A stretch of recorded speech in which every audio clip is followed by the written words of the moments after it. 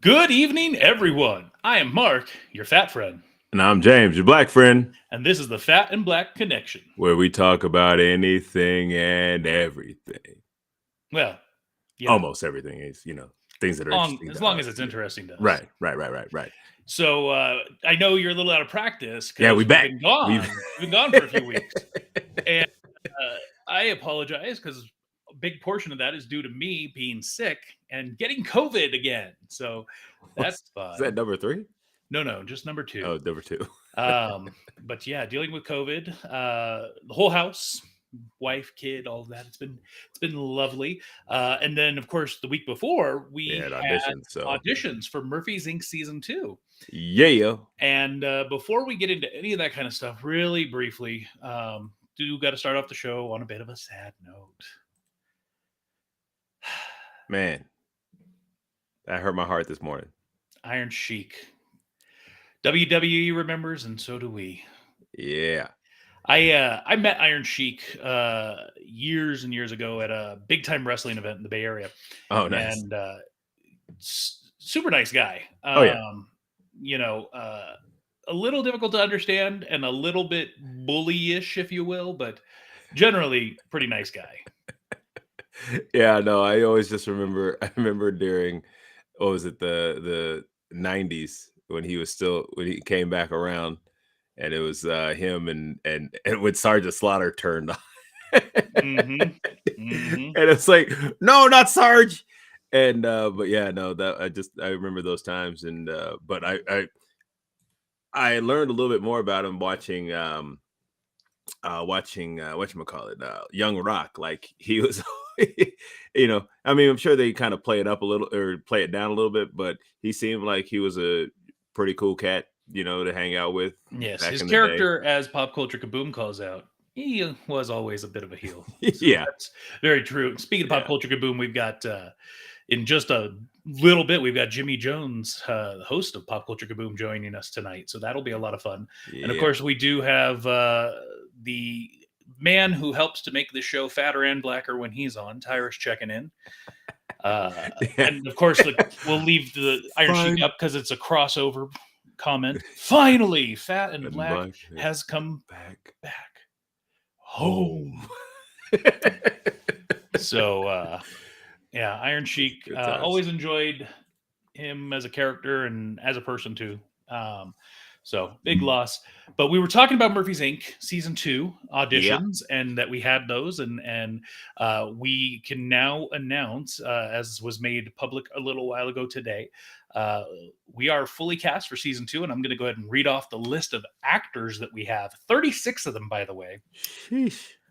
Andrew Wade, Angel Kabarlock, Anita Kelly, Brian Murphy, Kezura, Caitlin Cole, Carrie Hampton, Cassandra, Castle Schwab, Connor Howard, C.R. Edwards, Frank Riley, Jeff Moore, Havish Ravapati, James Devereaux Lewis, Jenny Helton, Joe Bly, Kabir Singh, Kathy Bryan Hampton, Kaz Chandler, Kirsty Harrison, Laura Landry, Michelle Calhoun, Nicole Shader, Quinn Cafferata Jenkins, R. Mike Kelly, Rachel Vale Anderson, Rainey Mangan, Remy Savard, Sarah Villardi, Shandon Loring, Spencer Stoner, Stephanie Bowman, Tara Eon, Tyrus Rayner, and of course, me, Who are you? Mark Helton. There you go. So that is quite a list there, and we also get to finally announce the directors for season 2. I'm excited about this. So here we go. First up, directing episodes 1, 5, 6, 7, and 8, Tara Eon. Yay! New to the Murphy's Inc. team, Yes. directing episodes 2, 3, and 4. Well known for his work on Lumpia, the comic book series, and Lumpia with a Vengeance. He's a producer on Lumpia with a Vengeance. yes, Lumpia with a The Vengeance. film. And Lawrence Iriarte is going to be directing a few episodes for us, so that's fantastic and yeah, great guy. You, James Devereaux Lewis, I will. you'll be directing 4 episodes. Yeah, That's pretty impressive. impressive. And finally, Some fat guy in a chair. Mark Helton. We're 9, 13, and 14. wearing our logo stuff. And actually, that's not right. It's 9, 14, and 15. Nice try. No, you made that. Yes, I did. You made that. Well, this is what happens when I don't have anybody check my work, I guess. So, James, I recently posted onto the YouTube, if you will, the tube of you. that back in 1999, Yeah. we were involved in a little production of Grease, the Broadway musical. Yeah. 1999, so quite a while. Yeah. And we were this is while we were in high school. Yeah. And I made something special for us. Why, yes, it has exactly 37 seats. What? And it will stand by me. Okay. Blueberry. Nope. Dominic, aren't you supposed to be in detention hall right now? Excuse me, sis.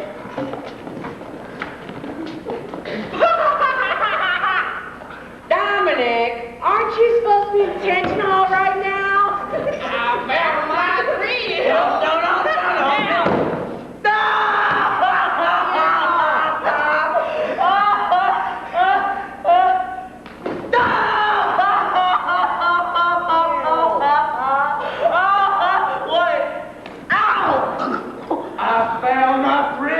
I swear to God, they treat us. Hello, my name is Johnny Casino, and we're the Gamblers. And back when I was here at Rydell High School in 1953, this was our alma mater. Hit it, guys! Okay, hang loose, everybody, because here he is, the main brain, Vince Fontaine!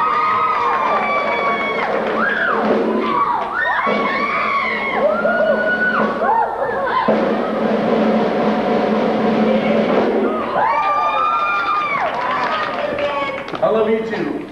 I've had a lot of requests for a slow one. How about it, Johnny Casino? Okay, Vince Babes, here's a little number I wrote called Enchanted Guitar.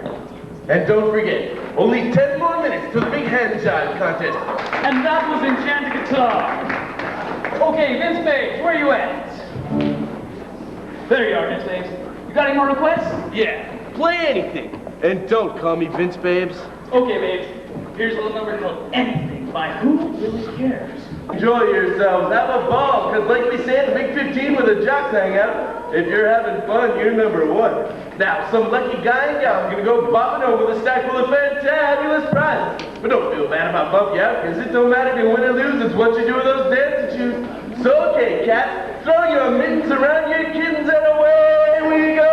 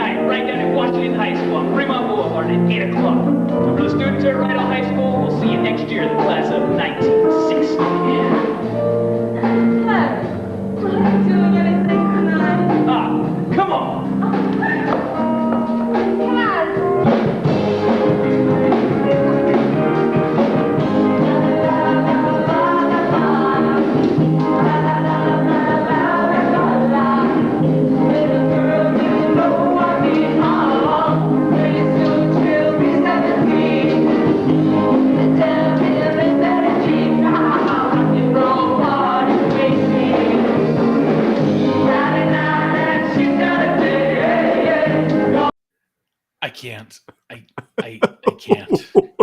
I just can't keep going. Oh man, yikes! Man. So that was you and me, high school, 16, 17 years old. Ooh-wee. Obviously, I was Johnny Casino, and you were some nerd. And I don't know if you remember that song I was just playing there at the end from it. I don't know if you remember, but originally it was only supposed to be the nerds in that song. And you guys could not sing and dance. So they had to bring the greasers and the pink ladies on to sing the song so that you guys could just focus on dancing. I don't actually remember that at all. That's okay. If you watch, you'll notice that none of you are really singing and you're just trying to dance and so bad at it. I've never claimed that I was good at. No, you never have. No. And part of the reason that you guys were cast in the roles you were is because the nerds and whatnot weren't expected to necessarily be dancing much. So it was interesting that the director, H, decided to give you guys an entire number theoretically. Yeah, because I don't even remember that being. I don't even remember that being a thing. I don't remember us having. I remember the only scene that I remember us really having was that one with Jerry, with the whole Blueberry Hill thing. I remember that, but that's about it. I don't. And actually, I forgot the whole slapstick part about it. But yeah. And Tyra says that was cringe. You can go watch the whole thing. Yeah. And I guess Pop Culture Kaboom's on board. Let's not watch that again. So thanks, Jimmy. So just to prove that James and I have been doing this kind of crap for a very long time. Yeah. Way too long. Speaking of crap that we do, we've got a big announcement that in just a mere 3 weeks, we have a new podcast that'll be dropping. So I've created a quick little teaser trailer, and here we go.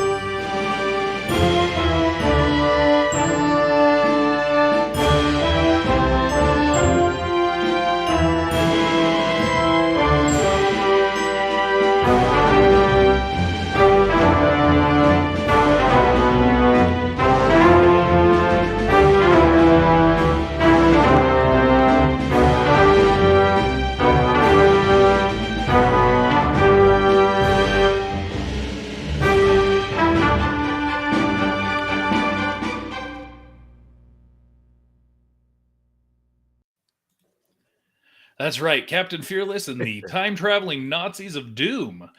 Written by Frank Riley and directed by yours truly, Mark Helton. I mean, it's no whatchamacallit. It's no From the Jack R. Rabbit Files, but it'll do.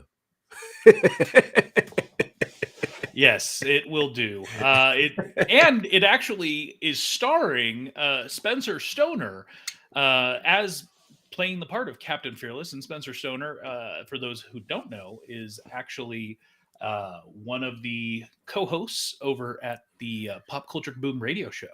Kaboom!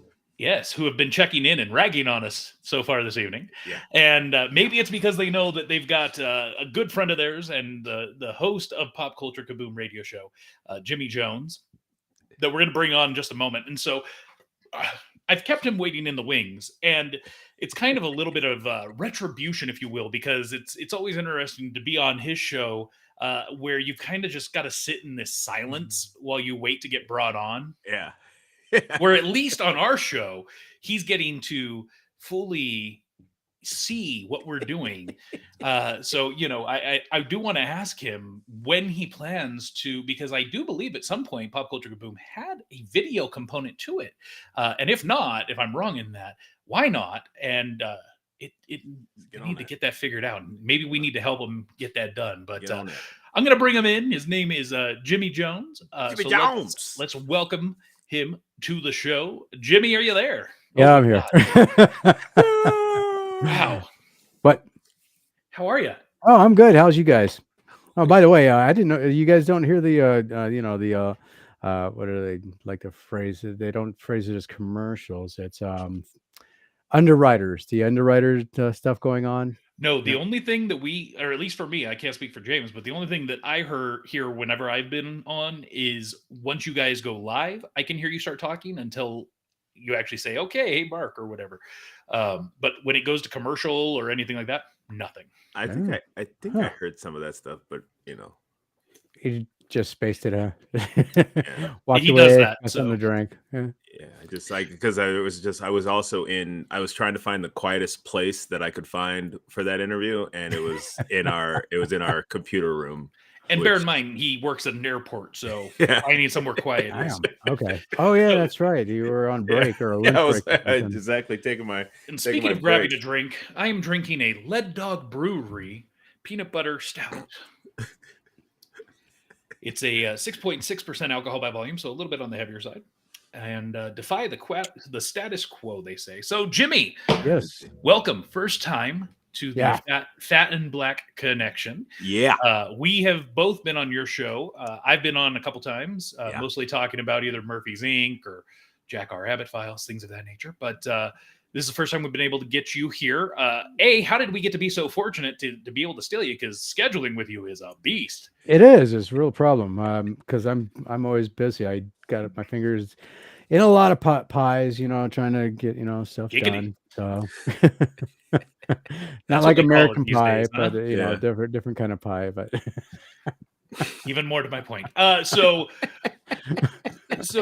Jimmie, tell the audience just to briefly spend 1 to 5 minutes, if you really want to go long, telling the audience who you are and why in the world do we have you on? I don't know. You say you want to be on my show. I'm like, okay. So I really don't know why I'm here. Fair enough. I don't Shut know. up. What do you want to guys? What do you guys want to hear? Who are you? What do you It's times like this I really wish I watched The Jerk more, because that whole beginning intro with Steve Martin on The Jerk would have been perfect for right now. Yeah. Just say. No, but I mean, what is your background? Because you are the host of the Pop Culture Kaboom, so in and of itself, that kind of alludes to you must have some kind of background in and around that content. So, Well, actually, no, I really don't. Actually, literally everything on the show is stuff that I'm interested in, plain and simple.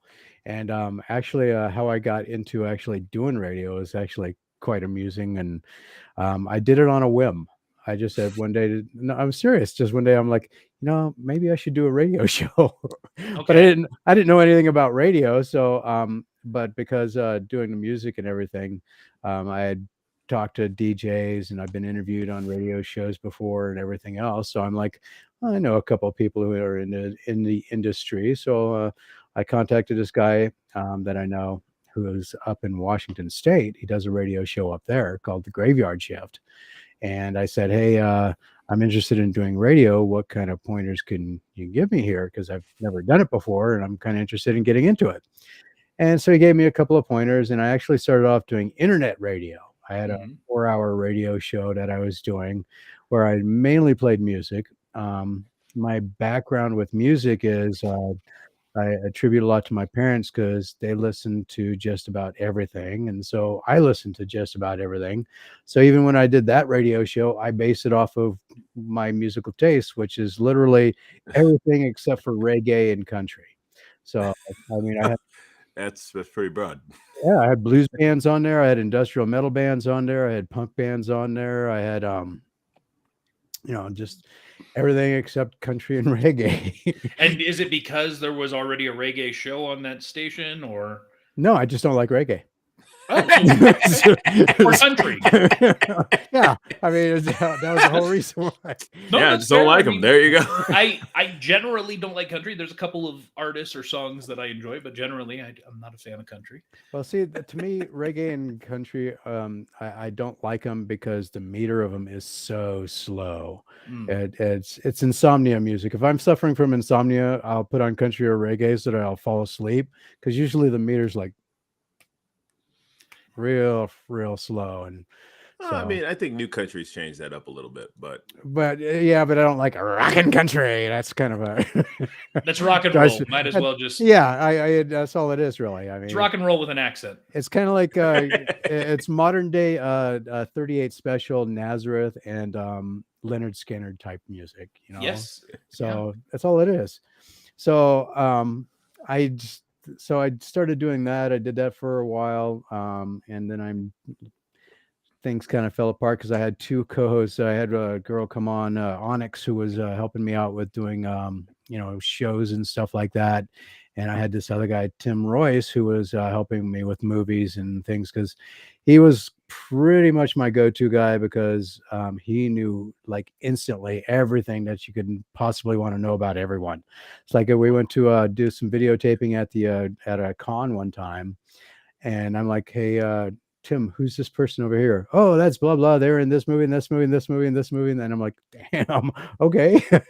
So yeah, he is It's a good person to have in your back pocket. Yeah. he is IMDb. he was. He literally. I mean, so who needs AI? So yeah, I had Tim. Got this guy. So then that show kind of fell apart. So I'm like, and then a couple months down the road, Tim says, hey, you want to try to do a radio show just centered around pop culture? I'm like, all right. So I came up with the title and what it would be about. And then he bailed on me. I'm like, all right, he doesn't want to do it, whatever. So I went to a local radio station here in Carson City, 99.1 FM. I went in there specifically to talk to the owner of the radio station, Jerry Evans, but I ended up, he wasn't there. So there was a guy who was working there. His name is Bill Mott. And I ended up talking. I said, I walked in, he's like, can I help you? I'm like, well, I was kind of hoping to talk to, the station program director or the owner about possibly doing a radio show. And he's all, well, you can talk to me about it. And I'm like, all right. So I pitched him the idea of doing, a show based around pop culture entertainment and, what I consider the 7 pillars of pop culture entertainment. And he's like, I don't think anybody's doing that on the radio. And I'm like, you're right. They're not. No. And it's a really good idea. Let me talk to Jerry about it. I'm like, okay. So, and he decided to come on as a producer. And, we ended up at KNVC 95.1 FM. And he was my producer, engineer, / co-host for the, first about year and a half of me doing Pop Culture Kaboom. Nice. So Now you did mention the 7 pillars of pop culture. Now, yes, for people like me who I've only caught bits and pieces of the show, what are those 7 pillars? All right, what I consider the 7 pillars of pop culture entertainment are comic books, cons and events, games, movies, novels, television, and toys and collectibles. Okay. So as long as they fall into those 7 categories, that those are what I consider the 7 pillars of pop culture entertainment, because pretty much everything is based off of the pop culture industry after that. So Not video games. Well, no, games in general. So games, it's not just like Yeah. tabletop games or D&D or anything like that. It's, No, it's I incorporate video, VR, tabletop, card games, any kind of game. nice. So like this week, because I was talking to James earlier about I was going to get into games that are coming out this week, and some video games are really easy to follow and track down because they have a specific release date. Mm-hmm. Tabletop games is a crapshoot. You never know when those things are coming out. So I'm serious. So it's like every week I was like, those are the hardest things for me to try and track down. But they actually have oh man, what was it? I got to try. They had a really obscure, weird one coming out this week for Monopoly. Yeah, Monopoly game, and now I got to look it up. Damn it, because now you got me wondering what I was looking at. Hey, have a good rest of your shift, Tyrus. He just said he's got to get back to work. So No, Go not drive that back to bus. work. Oh, you can't watch while he's driving the bus? I guess not. I guess there's some rules or regulations. He's not even allowed to have like one earbud in, I guess. Really? Oh, Yeah. that sucks. I mean, I guess if you think about it, if you're riding as a passenger riding around on a bus, from Carson to Reno or something, you might not want your driver rocking out to tunes or. I don't know. I might mind some of them. Yeah, that way, have you seen the way some of them drive? I mean, seriously. It's true. See what I'm saying? That is true. Yeah, there's an Iron Maiden Monopoly game coming out this week. Seriously. Iron Maiden. So the spaces must be based off of song titles, I'm guessing. Yeah. I can just imagine all of the little figures and everything look like the Trooper in some degree or fashion, Mm-hmm. And Tyrus, who's supposed to have left, says that's a 10 to 30 day suspension. Damn. Okay. That's. But he supposedly left. Yeah. Okay. Right. I'm sure they can track what time he starts driving the bus, so they can come back and look at the timestamps here if they want. Well, VTA, if you're interested, we'll help you get Tyrus suspended. But they wouldn't really know unless something happened, though, right? Probably I suppose. I mean, they do have cameras on the buses, so. And the wheels on the bus go round. Yes, the man is watching us. So, pop culture kaboom. So we heard some of the genesis. So when was the first episode? Pop Culture Kaboom? Yeah. November 11th, 2019 or 2018. So I've been on this is my 5th year on the air. Oh, nice. Okay, 5 years. And it's every Sunday. Every Sunday. Started out, it was 7 to 9. Mm-hmm. Then I because I couldn't get to everything, it went to 6 to 9. So it's a 3-hour show every Sunday night. And even then, do you feel like you're rushed for time, or do you feel like you're Oh yeah. I mean, it used to be when I had guests on, it was for the last hour of the show. Mm-hmm. But I had to scale that down and make it a little bit more reasonable, thanks to Gene Simmons having him on the show. Wow. So yeah, that was that could go one or two ways. I'm not Yes, indeed. But so after that, I was like, I'll just limit people to 20 minutes just in case they have to run or something. That way, it's I have other stuff I can get to with the show and not have an hour dedicated to somebody who might not be able to stick around the whole time. So yeah, that's very true. With the way the show, you said you've got 3 hours. Is it late where in segment block A you talk about this pillar, or is it kind of more free flow? It's pretty much. I try to start out. I start with one topic, and I kind of cover the news of the week, from show to show, what happened. I start off sometimes with a lead story if there's something that is like doesn't really fit into those categories, but it does affect those categories, like the writer's strike that's currently going on. Yeah. And so this last week we talked let off with the show with the fact that the Directors Association, they now have a 3-year contract set. Oh. And so now SAG is going into negotiations as well. Mm-hmm. So SAG's they have until the end of the month to go if they're going to go on strike or not. Writers are already on strike. So it's and just coming out of COVID, this is like the worst time for any of the stuff to be going on, Absolutely. they just started getting their legs back under them, and now, someone's like throwing the rug right out. Yep, exactly. Well, and especially, I see it both sides, being an actor as well as, a connoisseur of taking in acting. And it's frustrating out of one side because you're already getting paid so much. Like, really, get over yourselves. How much more do you need, man? But then the flip side is, people. Well, if you live in California, you need it all because that place is expensive. Well, there's that, but then a lot of studios are leaving California. I mean, I don't know if you've been paying attention to the Nevada legislation this year, but Yeah, it's still up in the air. It still hasn't. They're going to be doing an extended session to try and push through. To get a ballpark down there in Vegas Yeah. for the Oakland A. Well, it won't be the Oakland A's anymore. LVAs. So I guess it's the new Oakland now because you guys already have the Raiders, and now you're going to get the A's. So that just means everything's going to go to crap here in the near future. Oh, damn. Okay. Is what it is. I mean, don't get me wrong. Oakland was never some thriving hotspot, but James and I, we're both from the Bay Area. Yeah. So yeah. we spent so a lot. I used to live down the mountain to you. Oh, okay. Oh, yeah, I know. Yeah, we're from Newark. Shoreline, baby. Oh, Shoreline. I used to go to the Shoreline Amphitheater all the time. Yeah. I used to work at Shoreline for concerts. So did I. I had to work 3 days of a Grateful Dead show. I hate the Grateful Dead with a passion now. There's no better way to make you hate a band than have to work security for them for 3 freaking days. The world's worst jam band.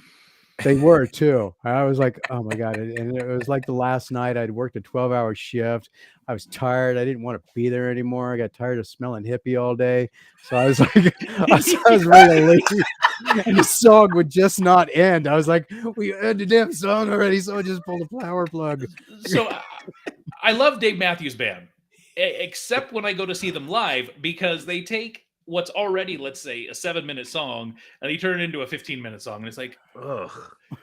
So I've never been to a Grateful Dead concert, nor would I have ever wanted to. No. Because there's very few songs I actually enjoy by them. But I've heard the stories of them taking a song and it going on for almost an hour.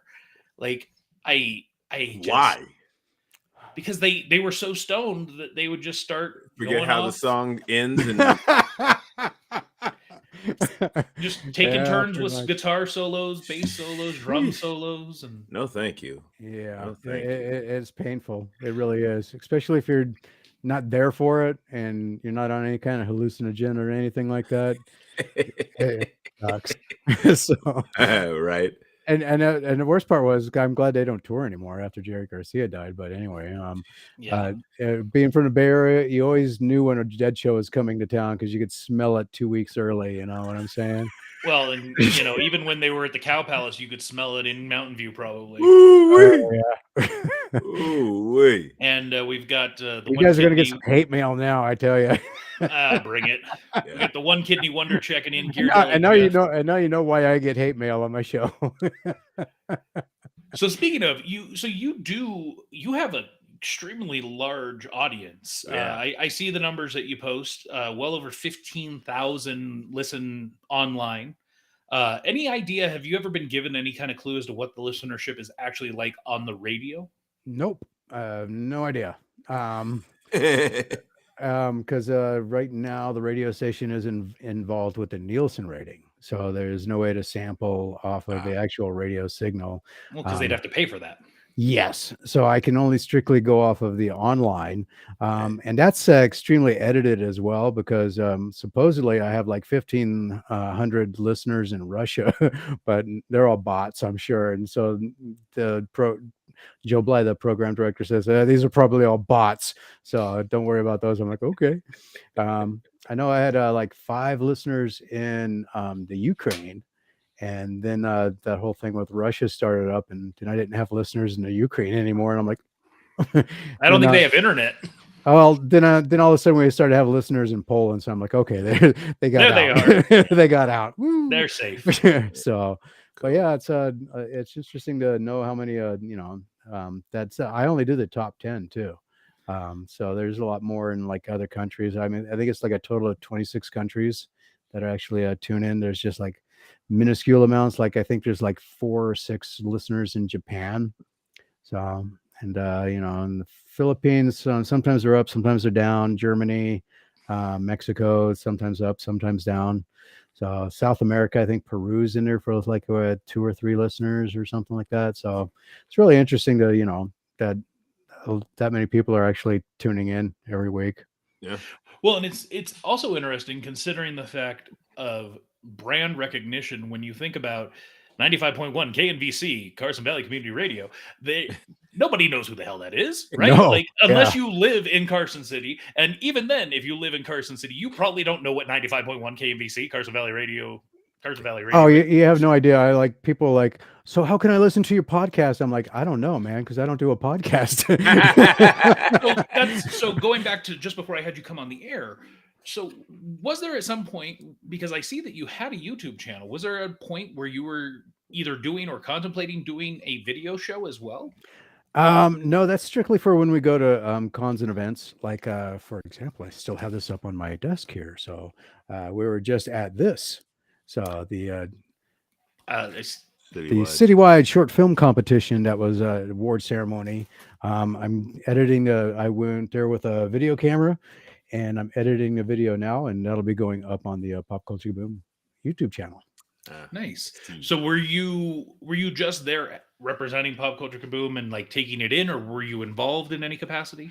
I helped them set up, but other than that, no, not this. Usually with when they were doing it through Studio C5, they did have me as a judge for the short horror films because I like horror films, so a lot. Like an incredibly disturbing amount. So do you prefer lots of blood and guts, or do you prefer the scare factor? Oh well, see, if it depends on how contrived those jump scares are, because if it's like they like the Insidious movies. Have you guys seen those? No, I'm not a scary movie guy whatsoever. Well, he's black. Yeah, and I'm not. I do not like scary movies. Well, I got a scary movie for you that's coming out actually this week. Oh, you mean The Blackening? Yes. Yeah. That looks hilarious, I gotta say. So, and then the tagline they're using to promote it is like, when the whole cast is black, who dies first? They all do. No, it actually, I saw the trailer, and it's like they're trying to figure out which one's gonna die, so which one's the blackest. So yeah, and they had that one guy like Urkel. He's like, "Well, I'm not that black." I voted for Trump twice. Like, oh, I guess in the premise of that movie, he's going to survive then. Probably. We'll see. He'll be driving the getaway car at the end. Yeah. So I came up with the I call it the jump scare drinking game. So if you're like watching it at home, every time there's a jump scare, and those Insidious movies are horrible with that. It's like every like 10 seconds, they like try to do a jump scare, and it's just kind of like the cheap horror. I would actually prefer the blood and gut stuff if it was practical effects, because I'm huge with the practical effects. I think if you're using too much CGI for stuff, it just takes away, because CGI isn't to the point yet where I think it actually represents anything very well. I mean, if you go back, remember the remake of The Blob that they did? Mm-hmm. Did you ever see that, James? No. Well, never mind. So I know the ones like like Saw had some pretty good practical effects. Yeah, they did. Well, The Blob, there was a sheriff at the door, and he was trying to bar the door, and one of the Blob's tendrils came in and grabbed him around his back and literally folded him in half and pulled him through the door. Ugh. So yeah, it was great. So stuff like that, I like, as opposed to the CGI effects where you got a big old T-Rex chomping down on something and it's not real. It doesn't look real or anything. So I like old school, like Universal horror films, like The Creature from the Black Lagoon and the original Dracula, and I also loved all of the Abbott and Costello crossover films with the horror. Yeah. But anything modern, I actually, I guess you wouldn't necessarily call it horror, but I watched what was the one recently from M. Night Shyamalan, Ding Dong, with the cabin in the woods and knock at the door, right? Yeah, with Dave Bautista is like some kind of James's weird, friend Dave. Yeah, good old Dave. He's a friend of yours? No. I was gonna say, ask him what was the whole deal, looking like a Mormon missionary going up to people's doors and stuff. And that was a character. That was his whole character from back in WWE when he first started in WWE. Really? Yeah, the deacon.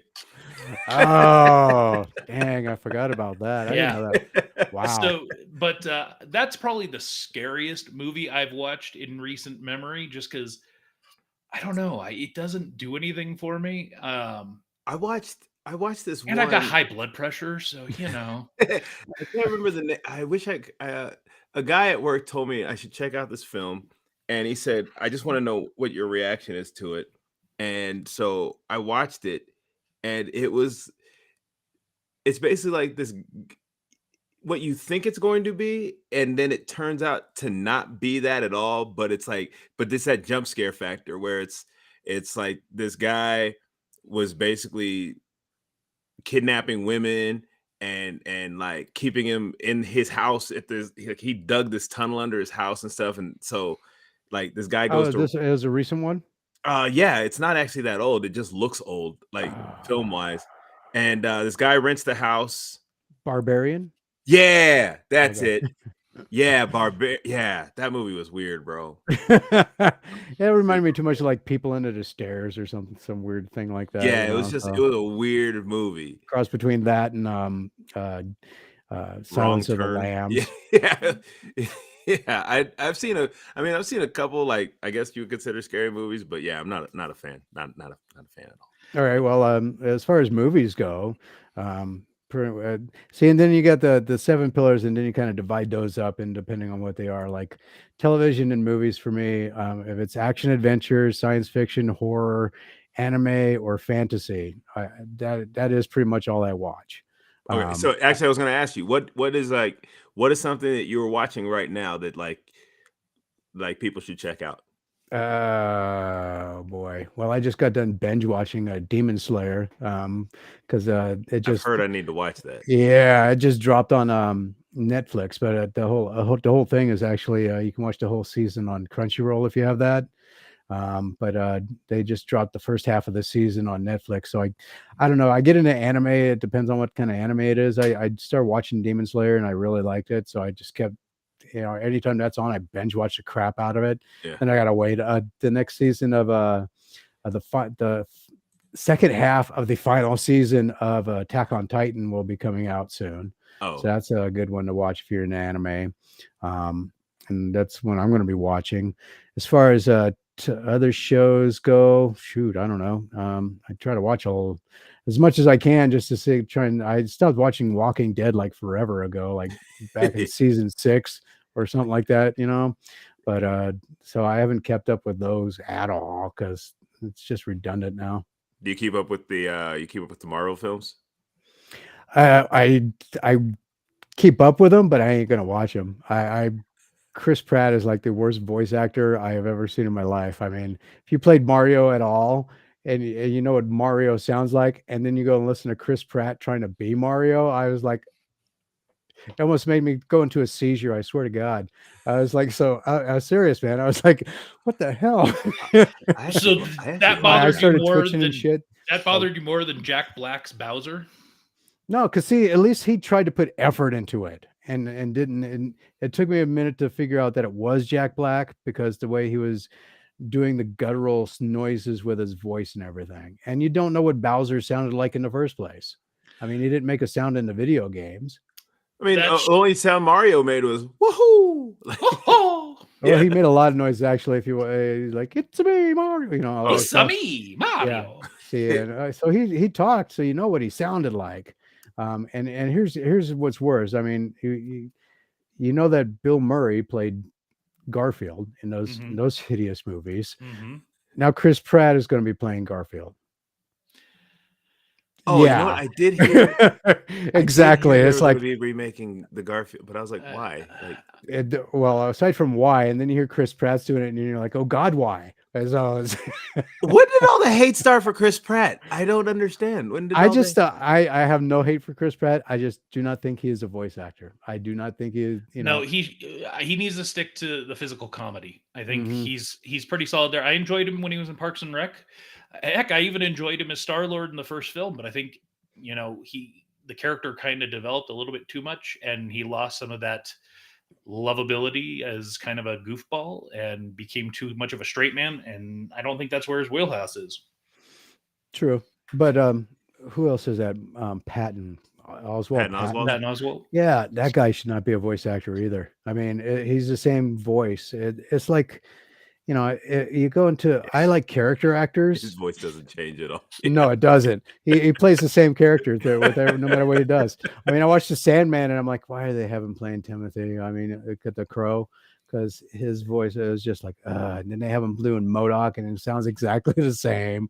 So it's like, geez, really? Come on, man. So who's your favorite character in Murphy's Inc? Intern number 2. Oh, dang. Good answer. Good answer. Wow. Good Wow. answer. See, I knew I liked this guy. You knew by choosing that character that was going to be like a backhand to me, right? It was going to be a backhand to someone.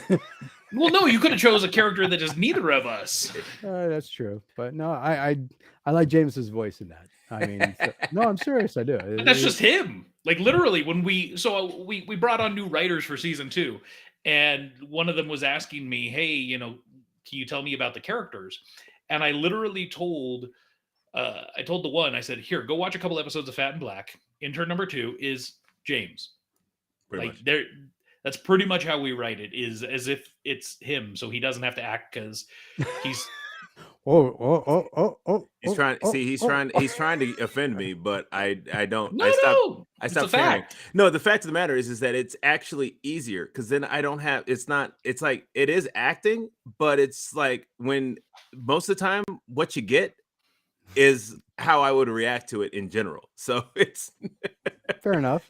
so yeah. So pretty much when we get into that, yeah. No, I just it's literally just me half the time.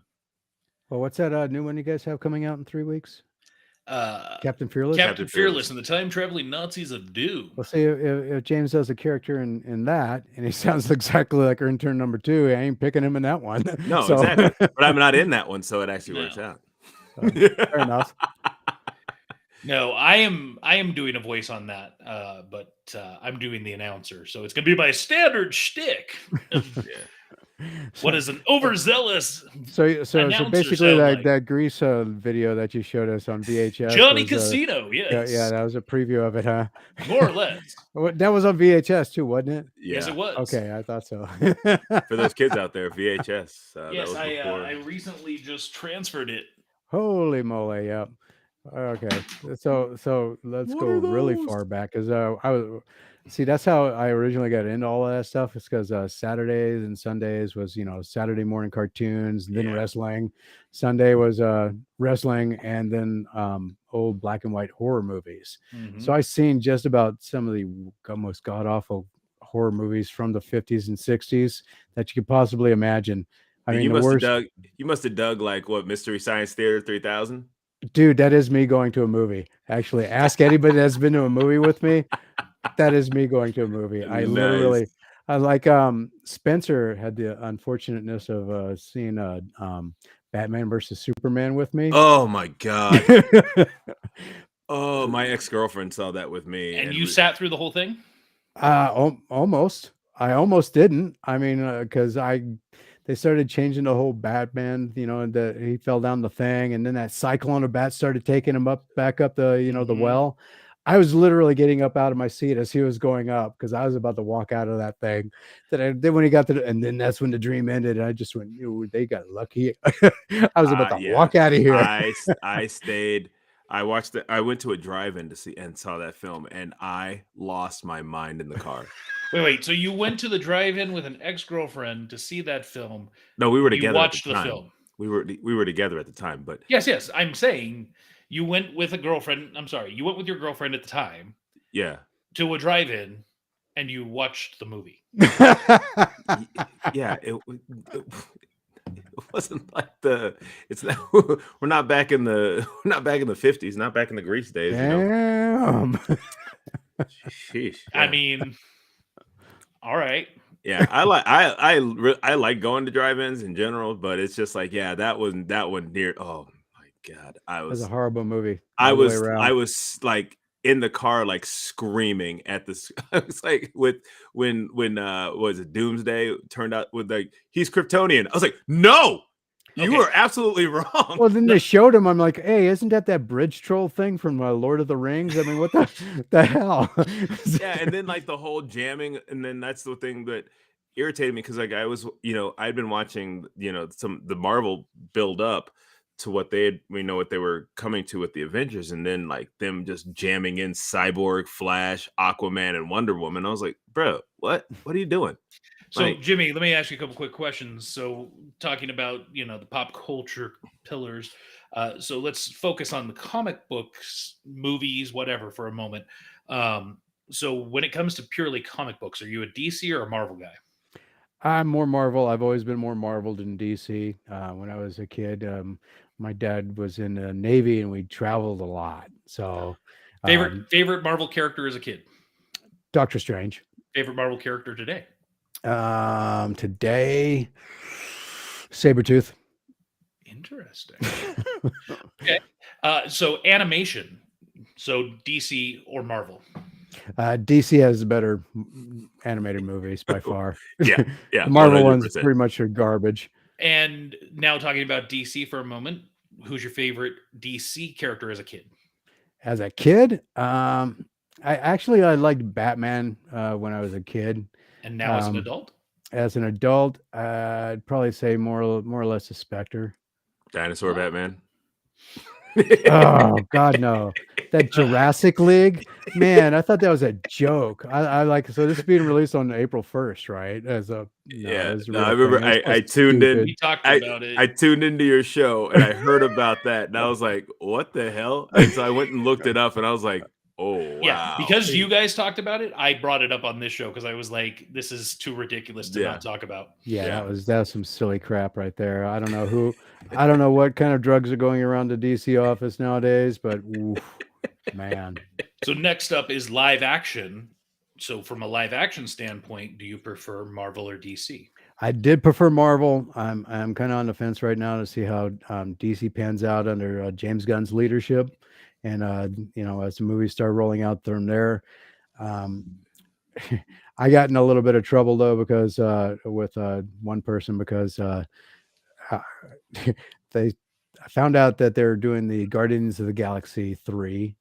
And I'm like, well, hopefully James Gunn goes back and looks at his scripts from the first ones before making the third. And they're like, what do you mean by that? I'm like, well, because in the first movie, he said that, there's the Celestials. In the second movie, it was about Ego, the planet. And Ego was claiming he was a Celestial and he was the only one. It's like, well, how could you have a show all of these Celestials with the Collector and then have Ego in the next movie claiming he was the only one?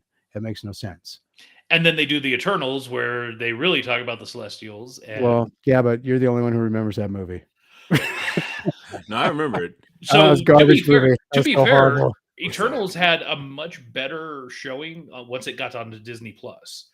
It's okay. For whatever reason, the numbers seem to significantly improve from an audience standpoint. And don't get me wrong, I am not a fan. I did not enjoy it. Went back. You didn't like the team posing every 5 minutes in the. There was moments. That's where you needed to have Florence Pugh show up to call them posers. But I went back and I rewatched it not that long ago, actually. And I was like, okay, this is better than what I remembered in the theater, but it's still not good. No, see, I didn't have my glasses on or something, but I didn't know she was turning him into marble. I thought she was turning him into a snowman. So I'm like making all these stupid Frozen references while I'm watching it in the theater. I was like, I forgot who I was there with, but I'm like, yeah, that's what I did. So you see the little hands start turning to white and everything. I'm like, do you want to build a snowman? It was silly. So I am curious, since we're bashing on it anyways, it does sound like they're actually finally going to have some follow-up on that in one of the upcoming either series or films. Good. I'll be curious to understand. They've had all this stuff going on with, now they got Nick Fury and the Secret Invasion that's going to be taking place. I think it was, they only referenced that whole, a celestial in the middle of the ocean, like in one show, one episode, like, just kind of like candid, like a remark about it. Yep. It's like, it was just a throwaway. Yeah. Total we didn't forget line. that it's there. It's just, But we forgot that it was there. So you don't remember the movie because it was so bad. And they're making a second one of all things. So, and see, there's another thing at the end credit of that horrible movie. They have Pip the Troll. And who do they have? Patton Oswalt. yeah, being Patton Oswalt voicing Pip the Troll. I was like, are you kidding me? That bothered you more than the what's his name from the boy band? Zane. Playing Star Fox. Yeah. Well, okay. Have you seen Star Fox in the comic book? Mm-hmm. It wasn't that bad of a representation. I mean, for being on screen for like a minute. I mean, if there's more performance involved, There will be. That's the point, yeah. right? Well, if there's more performance involved, my opinion might change on that. But what I've seen of it so far, aren't they just using that to introduce Galactus? probably. But Probably. I would have preferred if they would have gone like introduce Thane. That would have made me more happy. I just wish they wouldn't kill off all their. You see that's the thing about the comic books is that you got the same. You can build kind of a history with some of the villains, and if Marvel's leading into Secret Wars, it's going to be a lot of villains versus a lot of heroes, and they're killing off all of their. That was my biggest gripe about Black Panther, because Black Panther was a really good movie. You had two really great villains. You had Killmonger, who was really fleshed out, really good villain, and you had Ulysses Claw. Claw. I mean, he was completely different than the comic book, but still, he was a fleshed out and good character. Because you also had him in Age of Ultron. Yeah, and you killed them both, and it was like, really, you're going to kill them both? And that's my biggest gripe about any of these movies right now is that the killing off of the villains in 99% of the movies. I agree. I feel like they waste villains way too much. You get no character development, and what you do get is so minuscule. And the ones that they do develop well, as you said, they waste. Thanos, they did a decent job on, but they spent 15 films getting there or whatever, 22 films. But with looking at, and I didn't know this, I don't know if you recently read this, but Kang was not originally meant to be the next level threat, Thanos level threat. But because of Jonathan Major's performance while the executives were watching the dailies for Loki and for Quantumania, they were like, oh crap, we need to build it around this guy. Yeah, and then that went sideways. Then he turned into a DC actor. Yikes. Well, all those DC allegedly. No, he turned into a DC actor. They're all allegedly having problems, but DC's actors have a lot of personal issues off screen. So I don't know why that is. And yet they still release those ones. Mm-hmm. Yeah, I'm going to go see The Flash too when it comes out. When are you going? Because I think I want to go with you. I want to go see it in the theater. My wife. So usually I go see the Marvel films with my wife. It's just something we've done since we met. But she has no care or interest. I want to go see it purely because of Michael Keaton. I don't care about anything else, honestly. Really? Yeah. See, that's the funniest thing is because when Batman first came out, I was in high school, I think it was. This is actually a kind of a amusing story. So I went with it with my friend Brandon for opening day. And back then it was literally like an opening day. And it was like the first time I had 10 a.m. Yeah, there's a line to get into the theater and everything, I remember those good old days. So we're standing in line. Midnight premieres, yeah. Yeah, well, and we're standing in line waiting to get in, right? And there's some movie theater in, I think it was Mountain View, California or someplace. So we're standing there waiting. We got bored. So I went over and stole the signs off the gas station sign, the ones and all that stuff. So we were holding them up, rating the girls as they walked by, waiting to get into Batman. Nice. Yeah. Live action, who's your favorite Batman? Live action, my favorite Batman would have to have been Christian Bale. And Heath Ledger is the Joker. Yeah, that was. How about any medium Joker?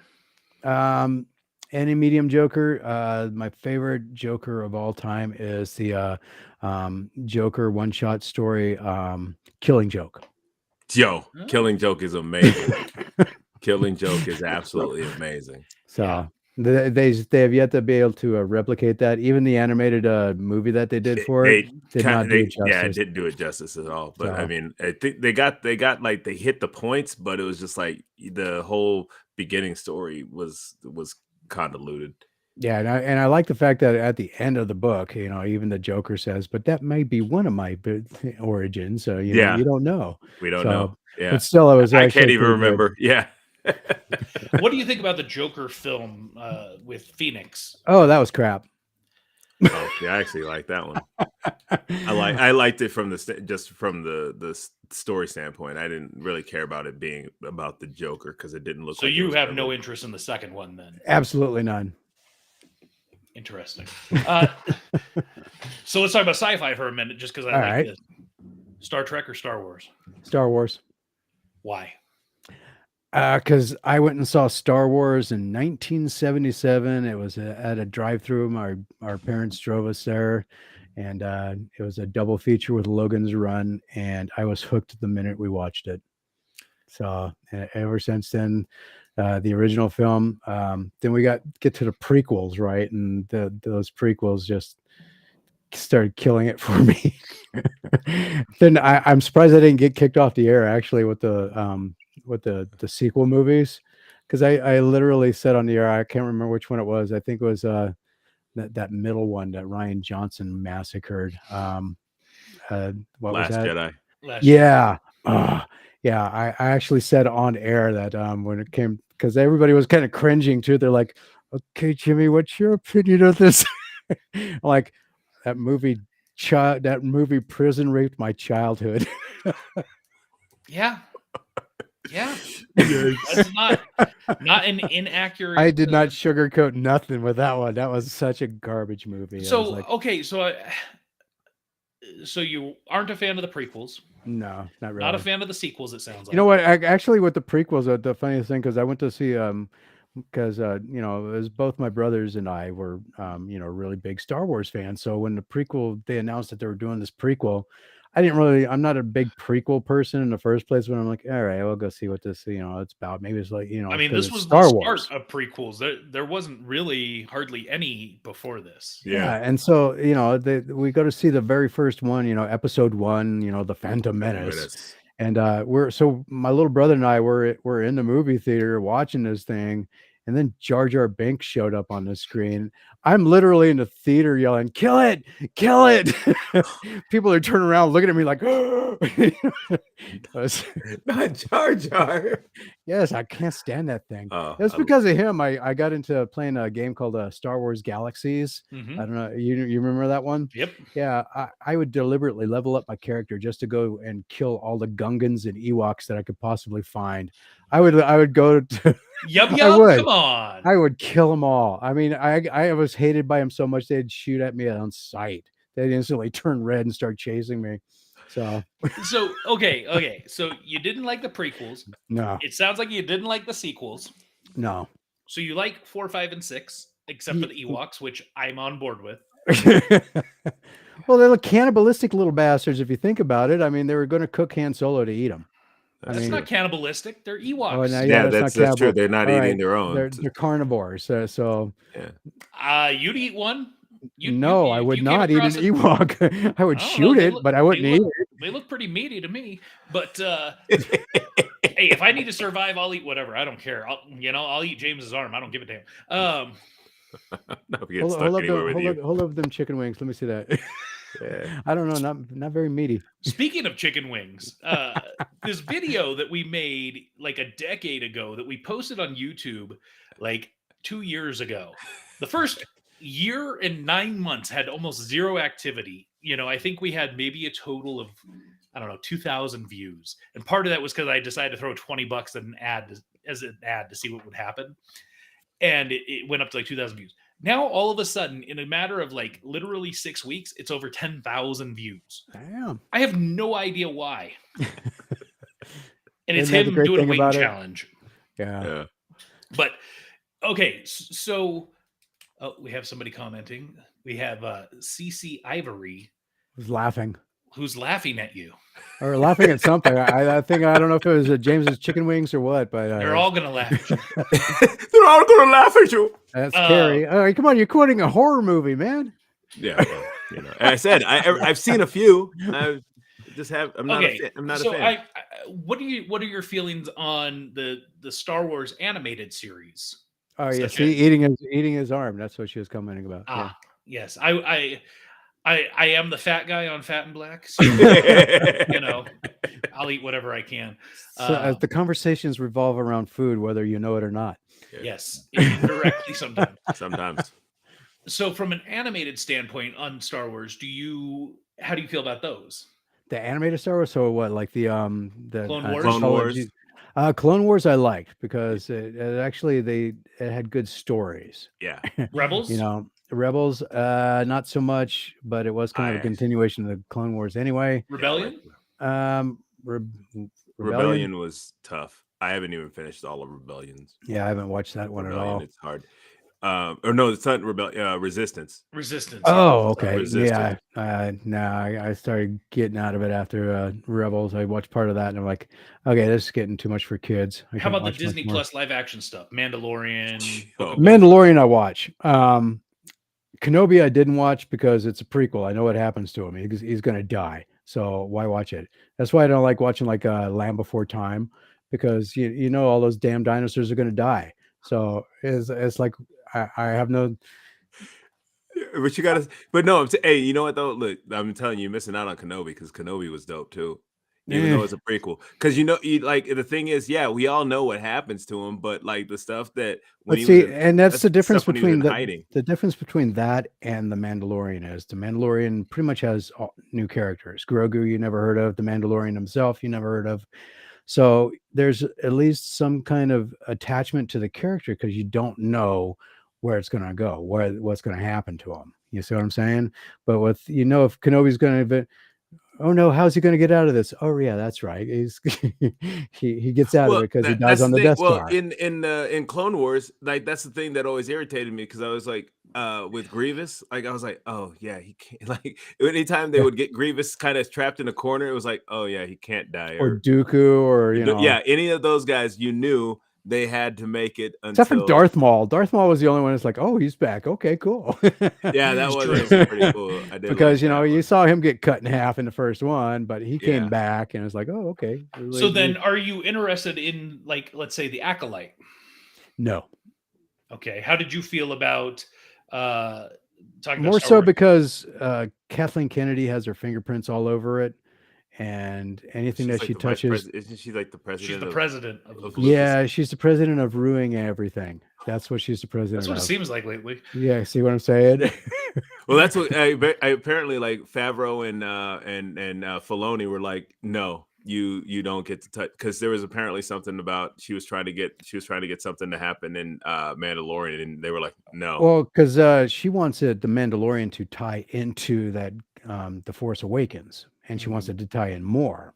So the last season, there's this whole big thing. Did you watch The Mandalorian? Yeah. Okay, so you know how at the end there, the guy flew the Star Destroyer or the frigate into the base to blow it up and everything? Right. So that scene was actually supposed to have Boba Fett in the Slave One, help clearing the path so that the guy could do that. So Boba Fett was supposed to be part of it, and she said no. Because she wants it to tie into more with the Force Awakens, which made no sense. But so that's why they are like pissed and they don't want her touching anything. That's why I'm pissed and I don't want her touching anything. She's ruining Indiana Jones now. She's going to kill that franchise off. Well, Harrison Ford's been wanting to get out of that for a long time anyway. So yeah, not that much if he came back for the fifth one. Well, yeah, he was not contractually obligated or anything. That's also very true. I know sequels. Look what they did with the Star Wars. I mean, the fan base has never been. Everybody was excited as hell. The entire fan base was excited when the first trailer dropped for The Force Awakens. Yeah. I mean, and nobody can tell me that not everybody that was a Star Wars fan was not excited to see that movie when it came out. And then I think I watched that trailer like 10 times. Like, I think people were excited for it because not only was it bringing new Star Wars, but it was also J.J. Abrams had done a decent job with Star Trek and what he had done with Lost. And so I think people were thinking, okay, he might be able to do this thing right. But he didn't. and then the next one, and it was like it's like, oh, JJ did such a bad job. Well, it's just like before they even released The Last Jedi, Rian Johnson's, they had announced that they were going to give him a trilogy like its own separate trilogy. And then as soon as that film came out and bombed, they were like, oh, never mind. Yeah, good. So, and then to be perfectly honest, before The Mandalorian, I started watching that because that can go completely sideways, and had to be completely separate from anything that ever happened in the movies, and which is perfectly fine for me. The only prequel, at least when it comes to Star Wars, that came out that I liked and enjoyed was Rogue One, because it had all these characters. You didn't know who they were. You kind of were wondering what's going to happen to them. So you do had you like you had Andor? vested interest in them. Andor, no, because I know what happens to him. He gets cooked on that planet at the end of a Rogue One. So You're not a fan of backstory then. Yeah, you don't care about backstory. You're like, I already if know what happens to backstory was him, important, they would have started there, right? I mean, I guess, but at the same time, So but at the okay, same so then time, you're it's probably like looking forward to Ahsoka then. Ahsoka, it's a continuation. It's not going backwards with the character. It's going forward with the character. Mm-hmm. So you don't know what happened to her between the end of Clone Wars or Rebels and the Force Awakens. So you get to find out. And since she wasn't in those movies, that could go a completely separate direction from the movies as well, which leads into you don't know what happens, or you got a little bit of emotional invested interest in what happens with the character because you don't know what happens with them. well, you kind of learn what happens to her if you watch the shorts.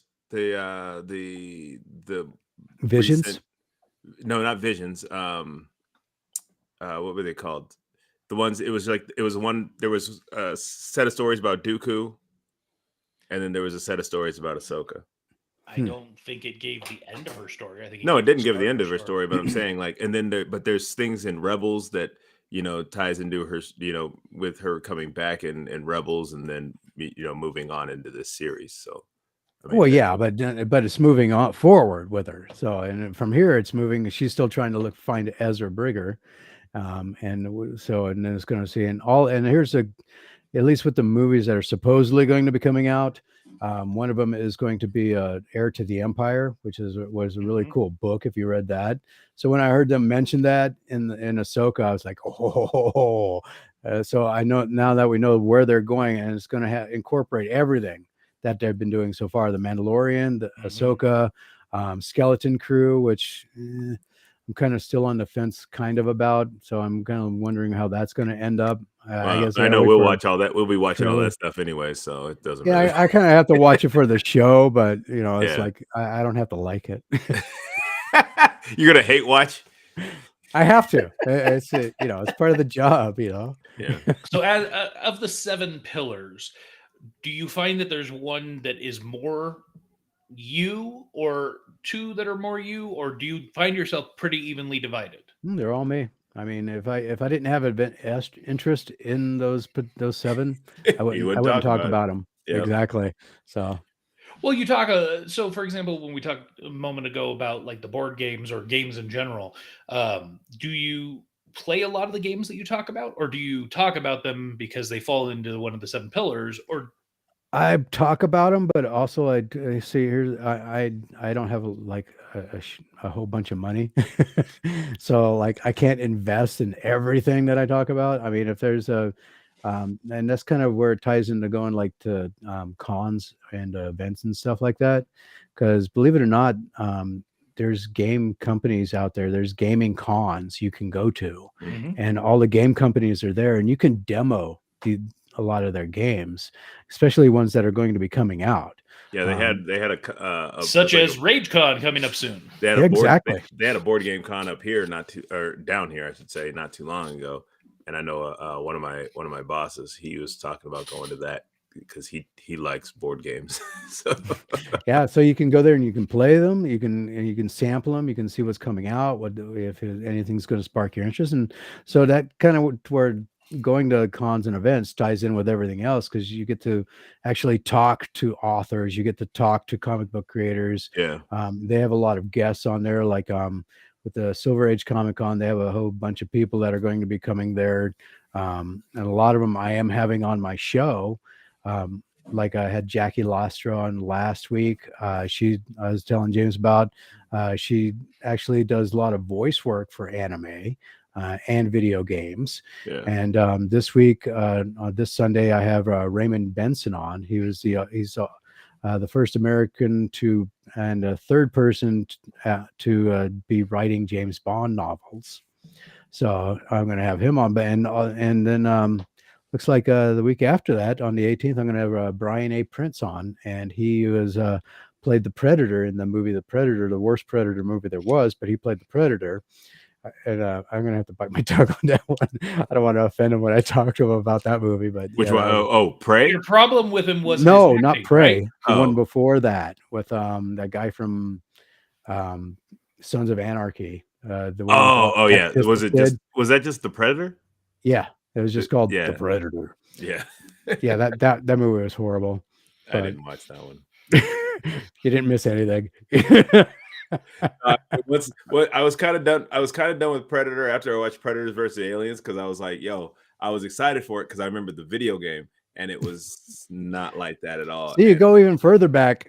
You can Dark Horse Comics actually did the comic book Aliens vs Predator. Mhm. It was an excellent story too. I mean, it was probably back then when Dark Horse had the Alien property and the Predator property. They were coming. The comic books that they were writing and doing up were excellent. They were great.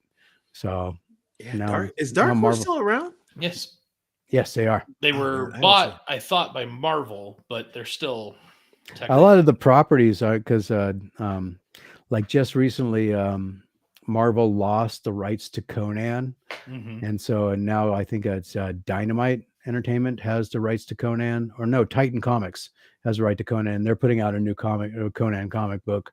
So the rights change hands with the different franchises and stuff. Like IDW Publishing had the rights to Rom. Remember Rom the Space Knight? Mhm. But they couldn't publish all of his older stuff because they were so tied in with Marvel and the Avengers and all the other Marvel characters that IDW couldn't reprint the comic books. Now they kind of allowing Marvel to do an omnibus to reprint all of the original ROM comic books. So Okay. So at this point in your comic book reading life, do you prefer the weekly serials, or do you prefer like a graphic novel, or where are you at? See, with the graphic novels, for those who don't know how the industry works, companies will release a comic book once a month. They're supposed to release a comic book once a month. Sometimes they don't. Especially during COVID, it got really, really hairy there for a while. But they release a comic book, and then when a story arc finishes, they then can take all of the issues from that story arc and turn it into a graphic novel that way. And I know a lot of people who I prefer reading it week to week, that way, or month to month. That way, I like right now the one I'm reading the most is Poison Ivy. She has her own series. It's supposed to be a 6-issue series, but I guess it was so popular that they ended up turning it into a monthly ongoing series. So, and speaking of, I got to stop by the comic book shop tomorrow and pick up the latest one. But so I've been following that one. I didn't like what they were doing with Sabretooth with this last story arc, Sabretooth and the Exiles. So I stopped reading that for a while. So, but I'd prefer reading it monthly as opposed to waiting and getting, because I don't have the patience to wait for stuff.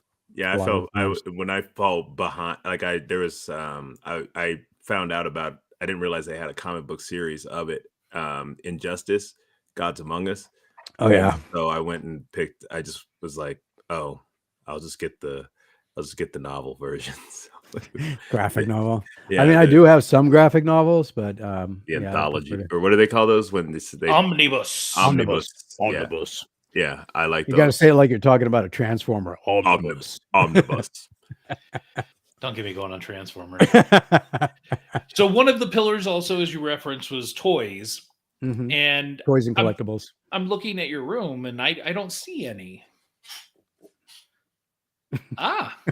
So actually, if I turn, hold on. Oh, all right. Here you go. You guys got to make me pull the stuff out. Uh-oh.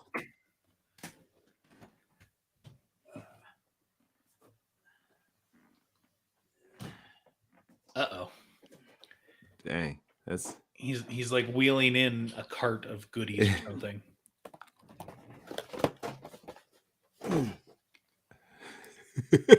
Okay, let's start with this. Oh, nice. Oh, nice.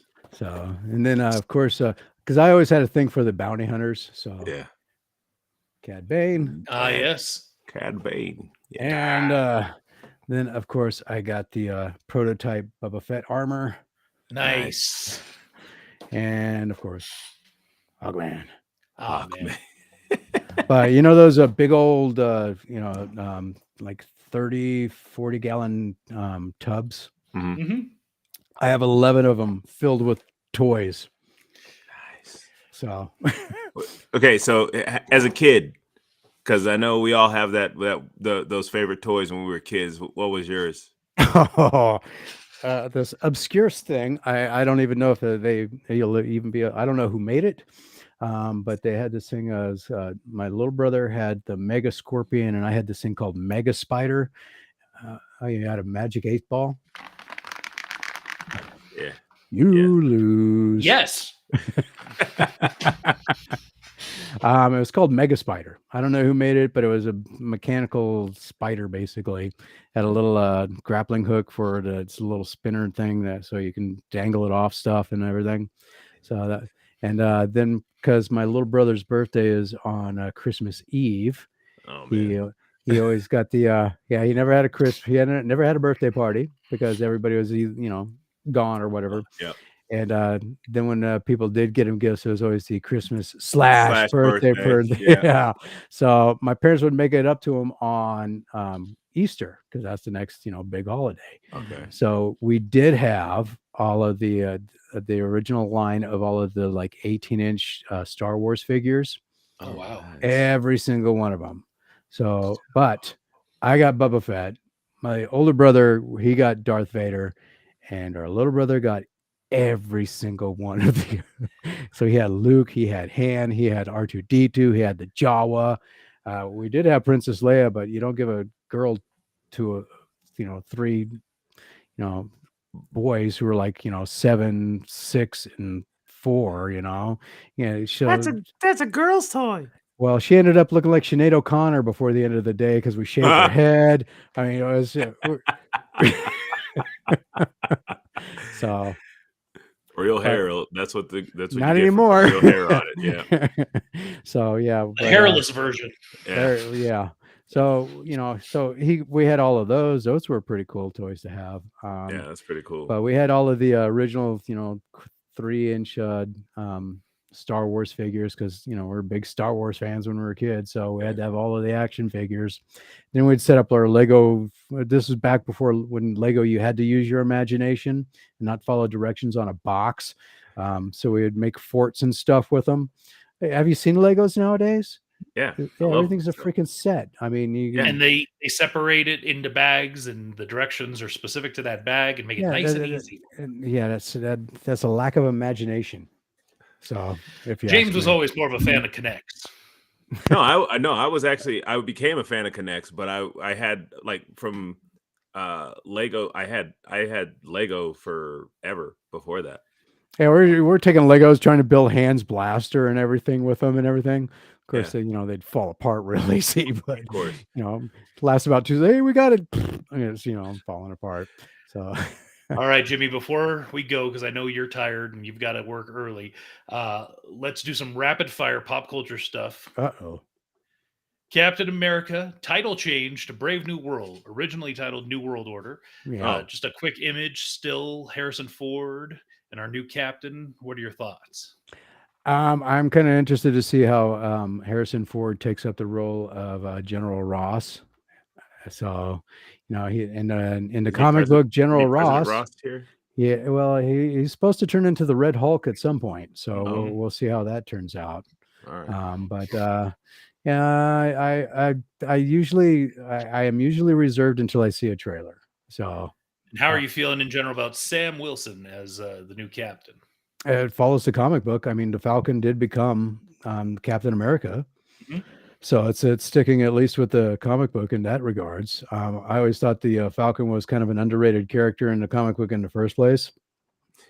It was that costume. Honestly, it was the costume. That and I think the headband. I mean, like Luke Cage was really always an interesting character to me as well. But my favorite of all time was speaking of was Man Thing. I always liked Man Thing, especially when they crossed him over with the Micronauts. That was Which it sounds like Man Thing might get a Halloween special.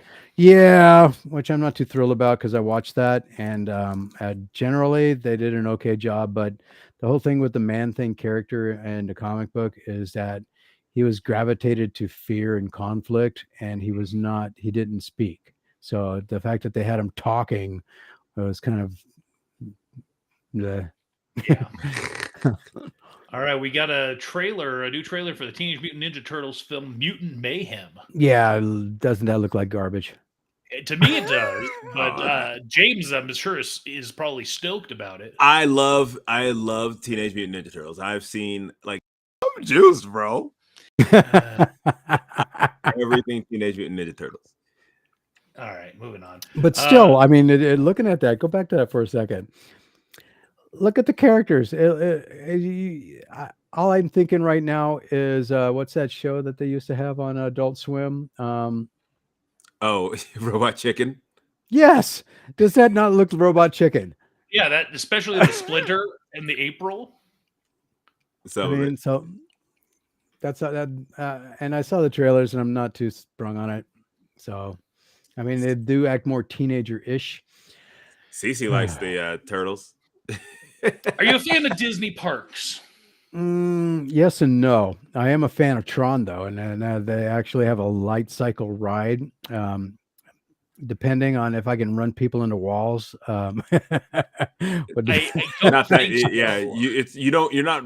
driving it yourself. Damn it. Yeah. Not yet, at least. Yeah. No, this one. Yeah, this actually the original one was at the Beijing. Yep. Yeah, at the Beijing Disneyland and or Disney.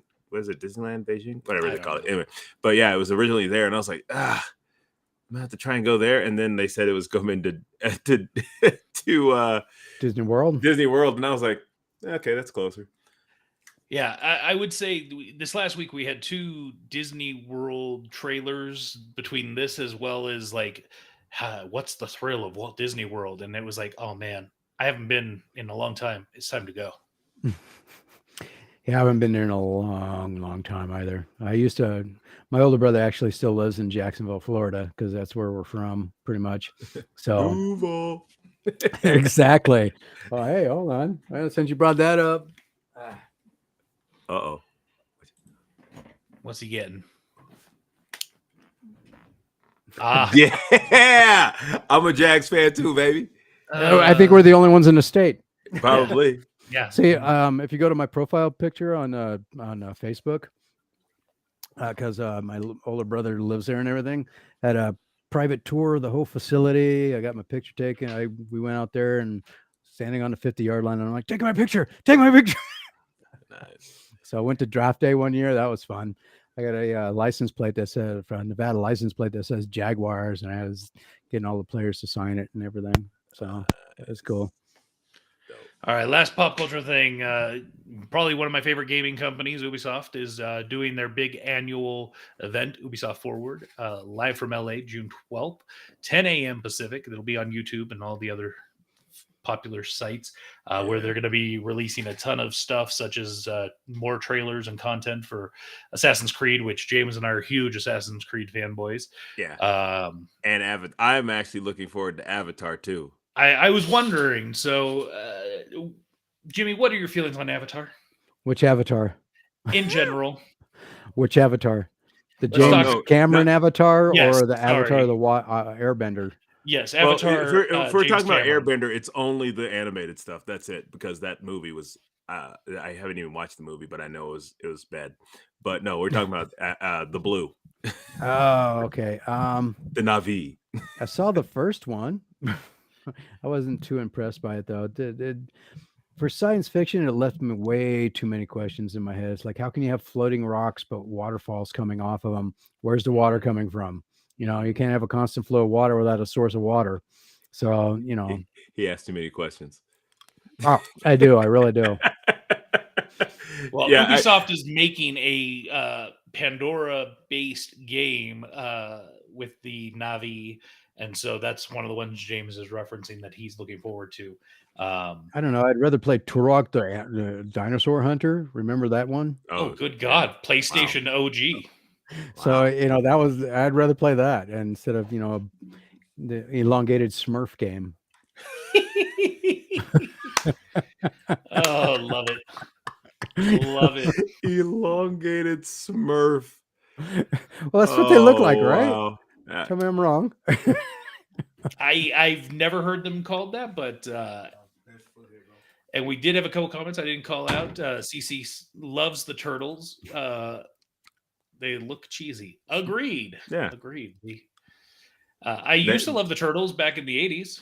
They look more. Actually, they look more like the. They look more like the from the new animated series that they had on Nickelodeon. Yes, that's exactly what they're pulled The from. 80s were such a trip. They took the most violent stuff and turned it into kids' cartoons. Oh yeah, it was no. The bizarre. Ninja Turtle comic books are raw. I don't know if you guys heard, but they are making a Ninja Turtles like AAA game that is going to be based around The Last Ronin. Ooh. Yeah. That's not going to be for kids. No. That's mature only right there. Yes, they intentionally. And guess who's making it? Not Probably going to Ubisoft. get announced at Ubisoft Forward. Oh, Really? Yes. Okay. If they're behind it, then definitely. Well, we'll see how that turns out. What was it? Remember they had Toxic Avengers? Yo, that I remember renting that game from Blockbuster. Well, I was talking about the cartoon. Oh yeah, I remember this. Yeah, I remember the Like, cartoon. what the hell? But the movie, and we saw me and my friend Rudy. We watched that movie later, and it was like, oh man, what? That movie was brutal. Yeah, That was back when Trauma did some really good stuff. Run over people twice, dropping weights on his guy's head, and it's like, oh man, that movie was crazy. They're doing a remake of that. I did not hear that. Oh yeah, and Peter Dinklage, the short fella. Dinklage. Yeah, he's going to be in it. I don't know what he's playing. I don't know if he's playing the Toxic Avenger or not. No, he can't. He's been in a lot of stuff recently. There's a new film with him coming out here in the next little bit. I can't remember. I just saw a trailer for it the other day. Oh, for the new Hunger Games. That's right. Yeah, the new Hunger Games. Yeah. I never watched any. Ballad of Songbird. Yeah, my wife made me watch the 4 films. I'm sorry, because she's excited for this new prequel. And it's a prequel. I am too. Well, and so she read all the books, Ah. so she felt like the book is good, and so that's why she wants to see it. And because I hadn't seen the other 4, she's like, "You need to watch these," and I'm like, "Couldn't I watch this without having to watch those 4?" You probably can, because I mean it's a prequel. Because it's about like from what I understand, it's like it's from the trailer at least, it seems like it's the first televised Hunger Games, and it's about Snow in his youth. So still, it's like, do I need to know Snow as an adult in old age to no, like he was a dick then, he's a dick now, so it's just I had a director on my show one time, Dustin Ferguson, and he does a Meat Hook Massacre IP. It's like 6 movies now, and it's a cartoon, speaking of that animated series that they're doing also. And so I had him on, and I'm going over, each movie, and he goes, and 3 is a prequel. I'm like, okay, well, now I know what order to watch them in, 3, 1, 2.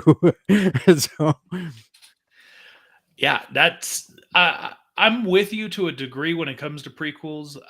I feel like, why didn't this come out first? And I don't necessarily think I need to watch it unless I wait until it comes out, and then I haven't seen the other stuff. Yeah. Like if I don't know. I've enjoyed prequels, but but at the same time, it's becoming a lot. When I think about my 4-year-old kid, when I go to show her Star Wars at some point, when she's a little bit older, I'm gonna do them in order. I'm gonna do 1, 2, 3, 4, 5, 6, 7, 8, 9. But I'm also gonna put in Solo. I'm gonna put in, I'm gonna make her watch all of the animated, because you got to get the whole story. Yeah, actually, because I do got to say, with the prequels, like, watching 2 and then watching Watching Clone all Wars? of the Clone Wars and Yo. then watching 3 makes it so much better. Yeah, that's true. That's very true. But actually, also you got to find the correct order of Clone Wars, which I found I found out later. I was like, because I was watching it, going like, wait, this don't make sense. And then like, what's his name? Ono dies, and then in like the A next couple episodes episode later, he's there. he's there, and I was like, wait, what the hell? Like he was dead. And so like that's because I went back to watch Clone Wars, and then my buddy Mike, he actually sent me Proper the way to list. watch. Yeah, how to properly watch Clone Wars, which I tried, and I was just like, I'm over it. I'll just watch it the way I want it. Yeah, well, you have to roadmap how you watch stuff. That's kind of takes all the fun out of it, right? Well, no, there, it's just too. because the way they released it. It was the way they released it was out of order somehow. I'm like, how did you mess that up? But And we've got Rabid Fido, also known as Thorgist. They should have brought back Data and Worf. They Yeah, did. wrong Actually, franchise, actually. if you watch Picard season 3, yeah, we were talking about Star Wars, not Star Trek. But yeah, it's Picard, they brought him back. They brought They brought the whole everybody crew back. Yeah. Yeah. everyone was there except for Wesley. Shut up, Wesley. That's probably why he was still in therapy. All day. He I'm needs so it. abused. Poor kid. Wasn't he? Wasn't he? Oh, he was on Big Bang Theory. He had a number of episodes on Big Bang Yeah, Theory. and he's still involved. I mean, he was in an episode of season 2 of Picard. Oh, okay. So, he made his appearance. But yeah, season 3, literally, you had the entire bridge crew, except for those who were dead, such as Tasha Yar. Hell, they even brought in What's-Her-Bucket. Ro Laren was in season 3 for a couple episodes. So I'm not that much of a Star Trek fan. I have no idea who that is. He's a Star Trek fan. Yeah. I'm a huge Star Trek fan. Star Trek, Star Wars, Stargate. If it's got Star in it, I'm probably interested. Sequest. Star Blast. You ever see that? Bro, they need to bring that show. Well, not bring that show back. They need to finish that show. Sequest. Yeah, but that kid killed himself. So, like, it's kind of hard to, when he went murdering dolphins in the ocean and then offed himself, what are you going to do, Like in real life? Yeah. Oh, wow. Okay. Never mind. Yeah, I don't remember the kid's name, but he was the kid on Sequest. So. But anyways, yeah, I liked Sequest, and I wish there was a place I could find it, like at least what's out. See, speaking of old school, I heard they were going to be doing a live action version of Thundar the Barbarian. I heard that as well. Thundar was the worst, bro. like Thundar as a cartoon was pretty bad. Like all those cartoons, then we used to watch those on Cartoon Network when we'd get home from school. Come on, man! I want a one-horned triceratops that's shooting stuff out of its nose. But look, here's the thing that always killed me. That's the Herculoids. He's talking about. Yeah, Thundar was but no, the one that always killed me was Birdman. Birdman. Yeah, attorney at law. And so when Birdman, every time, and that's when I first realized, and it wasn't until The Incredibles gave it a name, is that like it was always the bad guy. They trapped Birdman in a cave so he wouldn't get any sun. And then all of a sudden he'd be like, now I beat you, and then all of a sudden the bird would fly in, and he had caught sun in his amulet and shoot it at Birdman so he'd have power again. I was like, what is going on? Yeah, there's some silly stuff. But I remember Sigmund the Sea Monster? No. That I do not. Oh, man. Okay. I remember Godzilla and Godzuki. That was a horrible, horrible cartoon. Okay, so that I almost just destroyed looked up Godzilla Sigmund and for the Sea me. Monster, and I do remember this being the stuff of like nightmares. Pretty much. Hold on. Give me just a second. I'm trying to The find. scariest part is the red afro on that kid. Oh, no, I don't remember that at all. Look how high that guy is. Oh, it looks like he's smoking something too. That's his crack pipe. James knows all about those. Oh, yeah, man. I don't know anything about crack, bro. It's Sid and Marty Krofft, man. They came up with some stuff that, boy, I tell you, you watch that stuff now, it's no wonder we all have ADD. I mean, didn't they? Serious. Aren't those the same ones that did? What was it? La la la la la la la. Splits. Oh, Yes, Banana Banana Splits. Splits. Yeah, watch that. You're like, holy crap! Hollywood was on some serious That drugs was back then. the Banana Splits is crazy. There was another show that was on back then too that was the same. There's one that was like with a bunch of birds. I think it was called Skatebirds or something. There was like 4 birds and they were all on roller skates. And I remember Scatman. Scatman Jones. Yeah, Yep. I think it was Jones. Yeah, he did the voice of the cat that was chasing him around and everything. But it was modeled just after, right after the Banana Splits. But man, yeah, watching any of that stuff now, it's like, oh my god, what the hell were they thinking? There is evidently a Nintendo video game called Skatebird, where you are birds on skateboards. Interesting. Can find that in a bargain bin right now, huh? Probably. There's your skatebirds. Yeah, that's them. That's see there's the cat with the hat on and chasing them. It's like some knockoff McDonald's burglar, I know it doesn't. hamburglar or something. Or no, that Birdie character. Remember Birdie from McDonald's? Mm-hmm. Oh man. Well, Yes, here is the Skatebird video game. Yeah, that don't look like it at all. No. All right, let's shut this thing down. I know Jimmy's got to get some sleep. So, Jimmie, thank you so much for being here. It was Hey, no fun. problem. We're gonna have to have you back to just BS and talk about stuff because you got great stories. And yeah, let's leave them with the Captain Fearless teaser. What do you think? Okay. Why not?